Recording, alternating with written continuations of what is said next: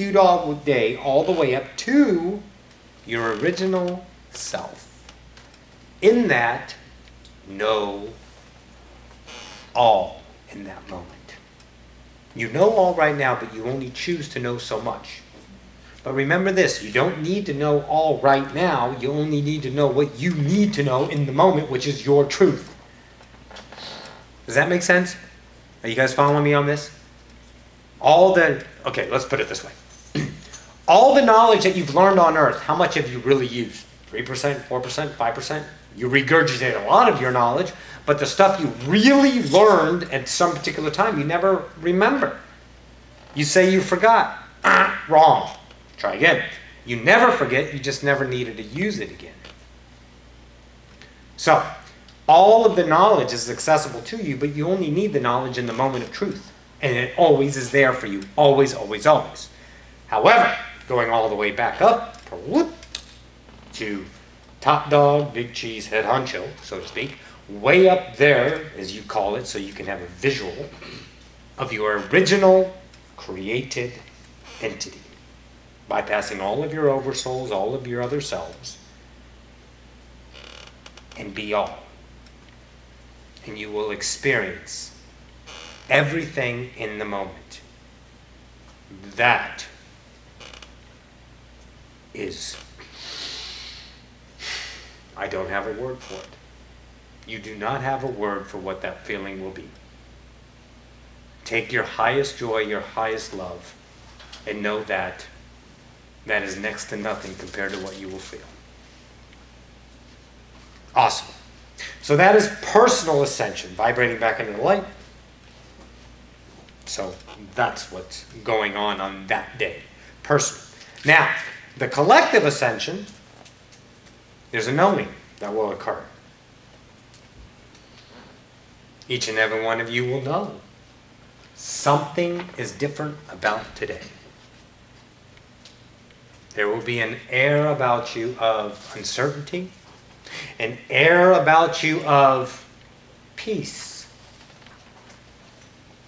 Like, why am I not thinking of anything else except this moment of love? Why am I so peaceful? You can't even create a thought of when? The next moment. And you can't even recall the last moment. Because the now is here. Forever.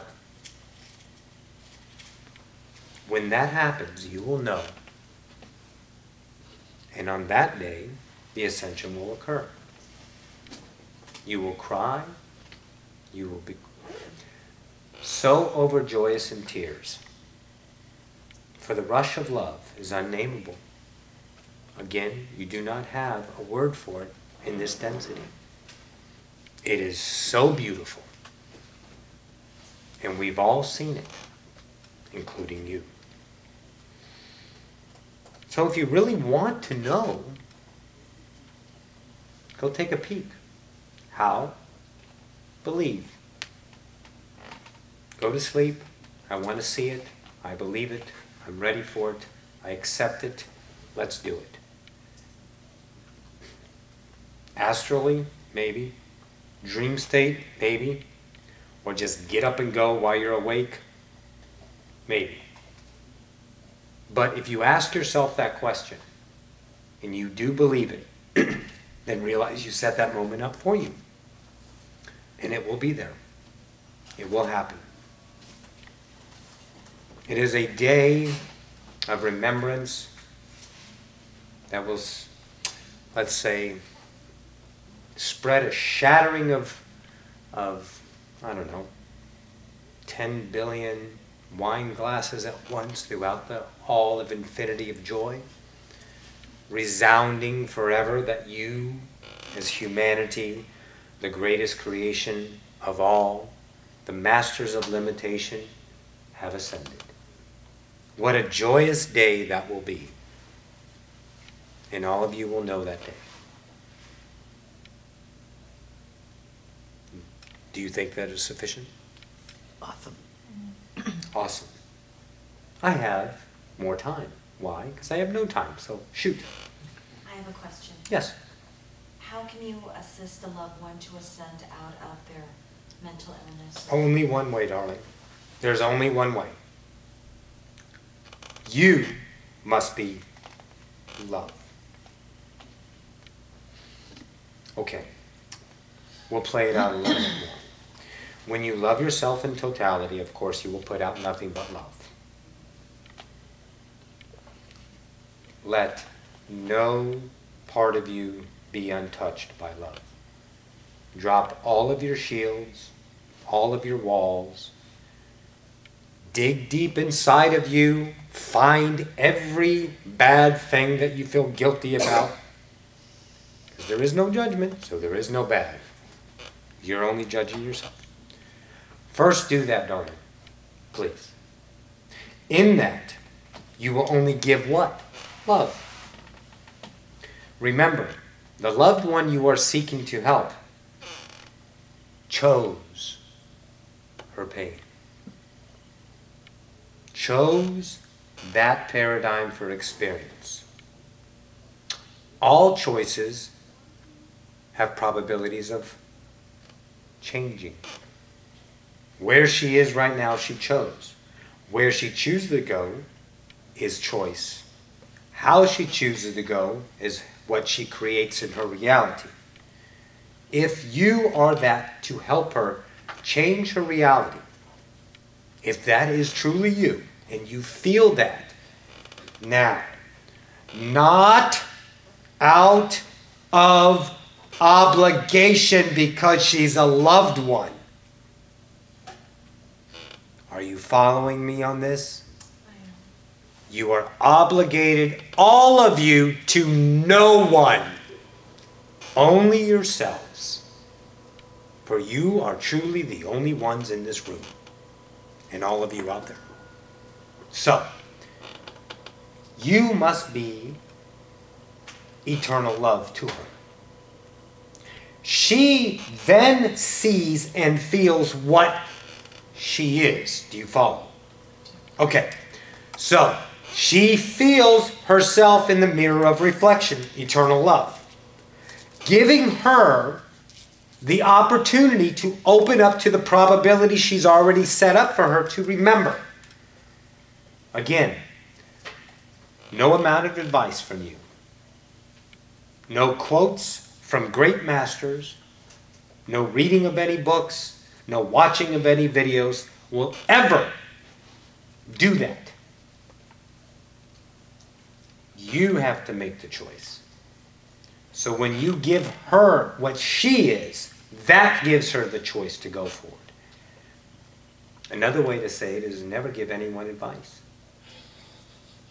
Never. Never preach. Never give anyone advice. Be there as love for them. Then they will seek you because you are what they are. And they want to remember how to be that. Then you can give them your perspective. Not your musts or should or you have to, preacher. What you should do, there's that word.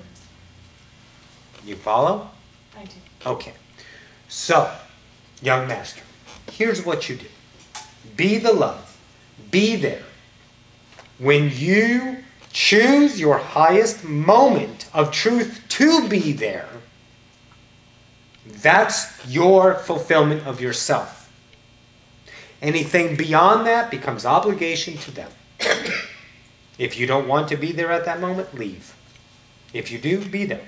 That's your contract. Follow your moment. Oh, what kind of a person would I be if I did this? Well, you would be a slave. That's the person you would be. An enslaved person to that other person. I think all of you have played that several times. Let's give it up. So be the unconditional love. Let them come to you to understand what you are. Give your love of expression in the moment as yourself, your truth, your highest excitement, words that flow. And that's what you will do. And then how They perceive it is their choice. Never look for it to work, because then that adds conviction to your wanting, which changes the paradigm of the feeling. Does that make sense? It does. Okay. Did you all follow me on that? Yes. Okay, very good, class. Okay. We have to wrap it up now. Is it 9 o'clock? It is. Holy cow. I was gonna ask you one. Go, real quick and we'll go. Okay.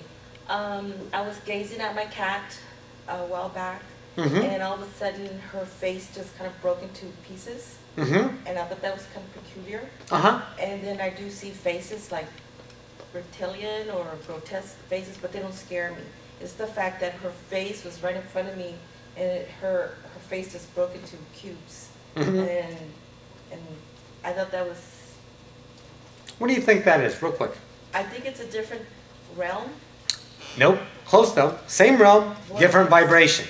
In other words, you're actually seeing how things are vibrating separately. If I were to speed up the vibration of this body, I would appear translucent, wouldn't I? Yeah. Yes, because I'm speeding faster. This is very slow, so you see density. You see mass. Speed up the vibration, which your ability to see that, so you're just raising your vibration. Your reptilians are completely different. That's you just doing another paradigm of waking up. No fear. Got it? Right. Got it. Thank you. Wonderful. Once again, our eternal gratitude, our eternal love for the acceptance of the hardest incarnation of all the nows, humanity. I bid you good evening. Adonai. Good evening. Whew. My God, it is 9 o'clock.